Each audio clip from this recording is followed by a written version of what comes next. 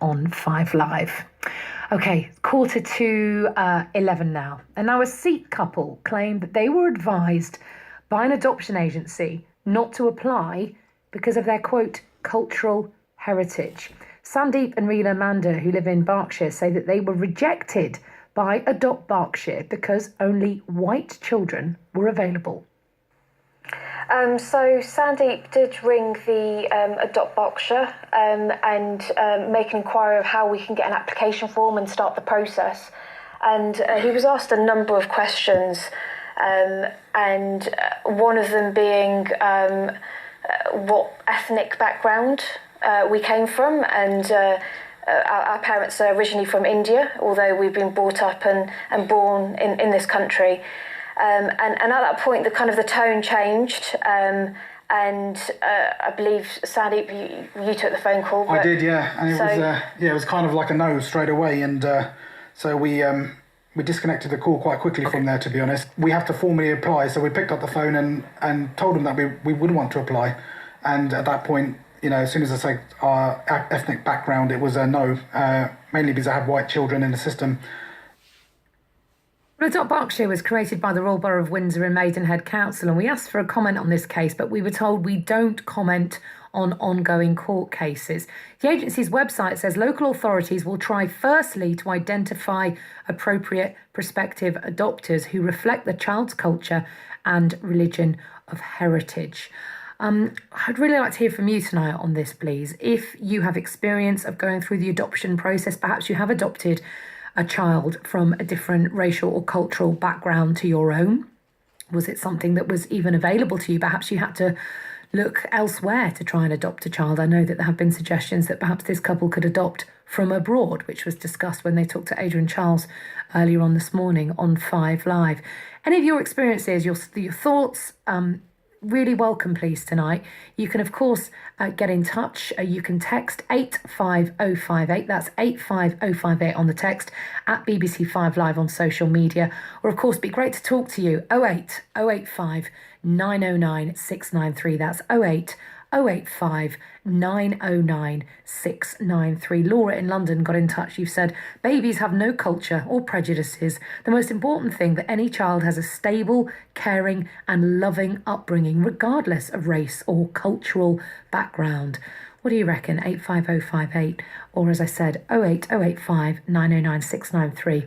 We can speak to Anthony Douglas now, who's the Chief Executive of Cafcass, the Children and Family Court Advisory and Support Service, adoption campaigner and comedian Joy Carter, and also Saqib Khan, who with his wife adopted a daughter of white British and Asian heritage. Hello to all of you. Good evening.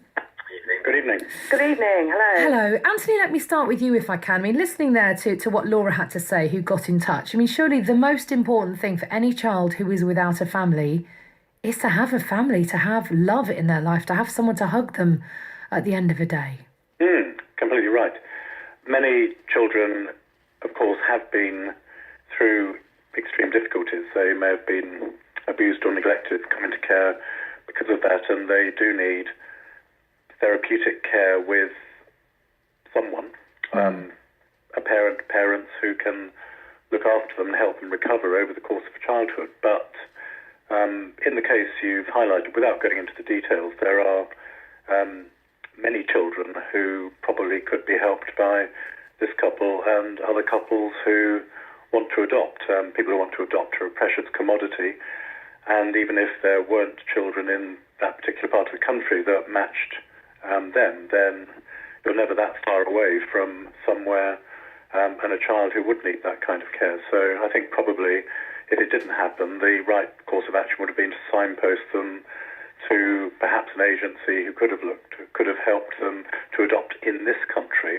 I don't think people who want to adopt need to go abroad to adopt. There are many children, albeit many are slightly older, sometimes with brothers and sisters, sometimes with special needs, but people who apply to adopt can be supported to perhaps change their expectations a little bit away from healthy babies, if there are no healthy babies to adopt, to the children who really do need adopting. So I wouldn't want to discourage anybody, whatever their race, whatever their belief system, from coming forward to adopt children in our country.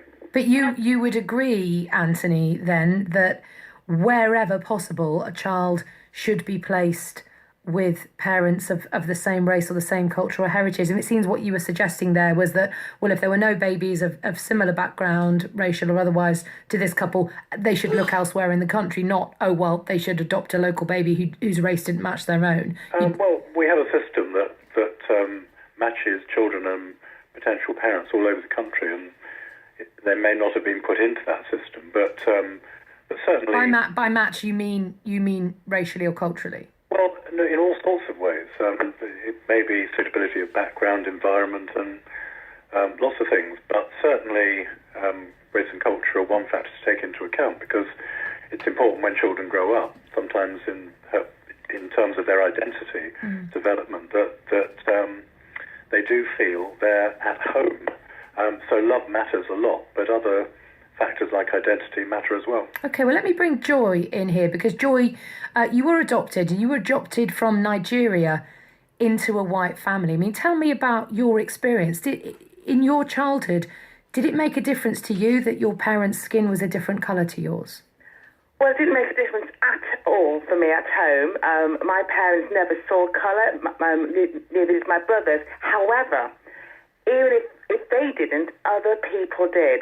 So I think if you are going to adopt a child from a different ethnic culture or religion or race or heritage to yourself, you have to bear in mind that that clash of cultures, is going to make a difference to your environment. Not everyone in the family or friends may not be happy, may be happy.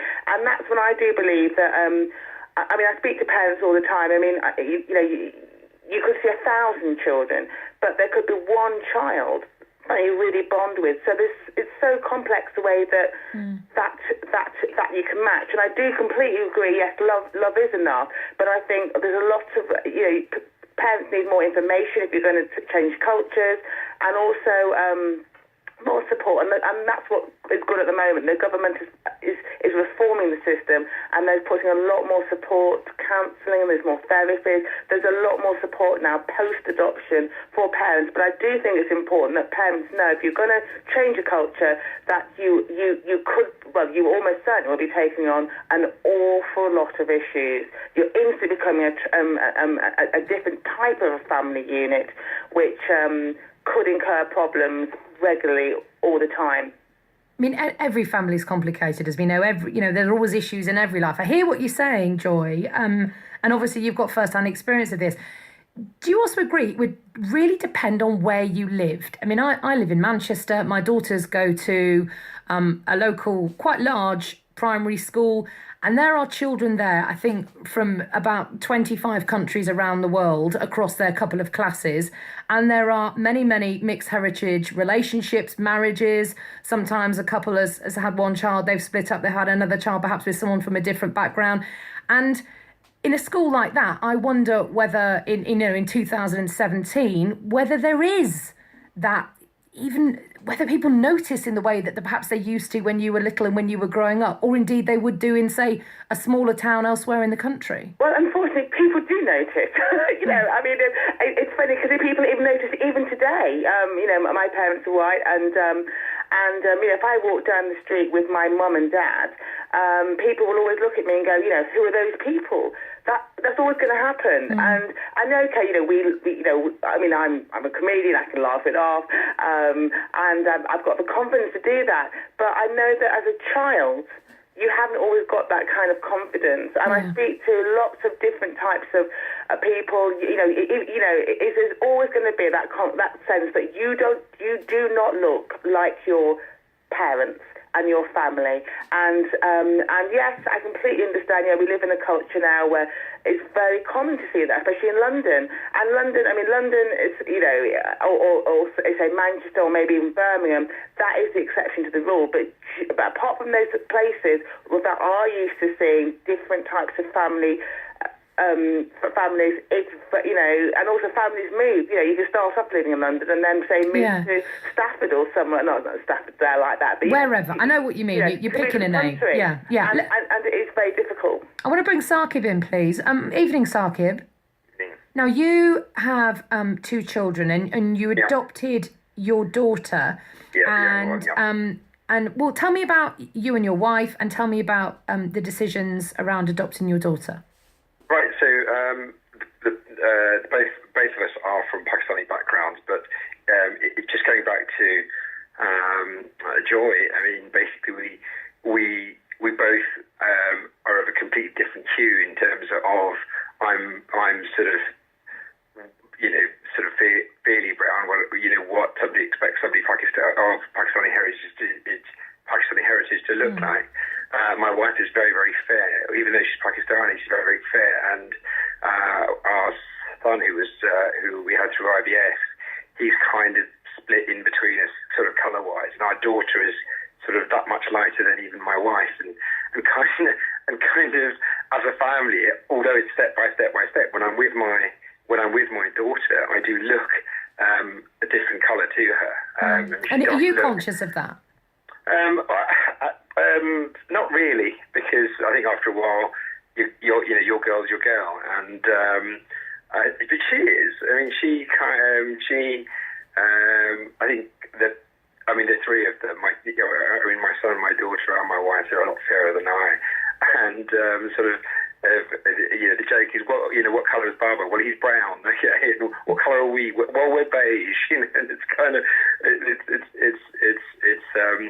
but more than that. I mean, I think I kind of have to say I can wholeheartedly agree with both Anthony and Joe. Anthony's point about, there should have been better signposting for their family. Yeah. I think my kind of immediate thought on reading the kind of article on sort of BBC Online this morning was, well, why didn't they go to a national agency? Why did they restrict themselves to kind of adopt Berkshire? I don't think my kind of initial impression, certainly from having very recent knowledge of kind of adoption and kind of outside of the UK, which I think is done pretty well. My first thought was, well,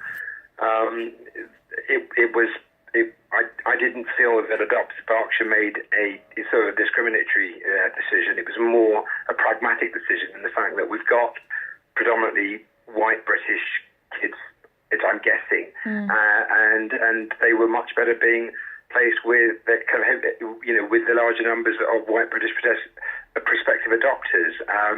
There are plenty of children of kind of Asian backgrounds kind of in the system, and if you go with a national organisation like Barnardo's, like we did, or PACT or Quorum, or kind of any of the others who kind of aren't tied to a single sort of geographical area, then they probably would have had a better success. Bigger picture.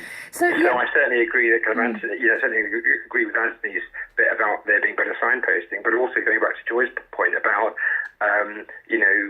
surely in this day and age it doesn't matter. And I just feel like, well, actually, if you look at it from the point of view of a child just wants to fit in. That's everyone sees it from the point of view as well. How does the parent feel? But I think, a child just wants to fit in, and they don't want their differences to be highlighted. They don't want to have to ask the question. My daughter had a very kind of anglicised name, and my son has got a very Arab kind of Islamic type name. And so, although sort of in kind of adoption and sort of circles, they're quite loath to change first names, but they sort of said, we really strongly recommend you change their first name, because otherwise it's going to throw up questions like, why would somebody who had named their son kind of X name their daughter Y? And that would throw up questions. And what they want is, they don't want there to be a question. And people who subsequently find out that our daughter's adopted go, it's always the same thing. Oh God, you'd never know, and she looks just like your wife, and that's what kind of adopted kids want. They just want to fit in. They want to blend, and they don't want it to be an issue. Anthony, we don't have long left, unfortunately, but very briefly, if you could, this couple we know is now considering adopting from abroad. Would any agency here in the UK ever really suggest that as a valid option? Well, in some parts of the country, there are no children waiting for adoption, and rather than disappoint potential adopters, it's important to give would-be adopters the right advice, so that is always an option. But even though, we just heard from Saqib saying that national agencies can look at across the whole country. Well, I agree with him totally. That's what I said before, that it would be important as a first step to use one of the national mechanisms or another agency. After all, in Berkshire, Slough and Reading are just down the road, and they're not exactly all-white communities now. You can sometimes go quite close to your own home address, but it's quite a difficult step to take. But yes, there are other steps to take in the UK. Thank you. Going abroad is not straightforward because many of the children are trafficked. Okay. And not. We need to leave it there, Anthony. I'm sorry. First for news. And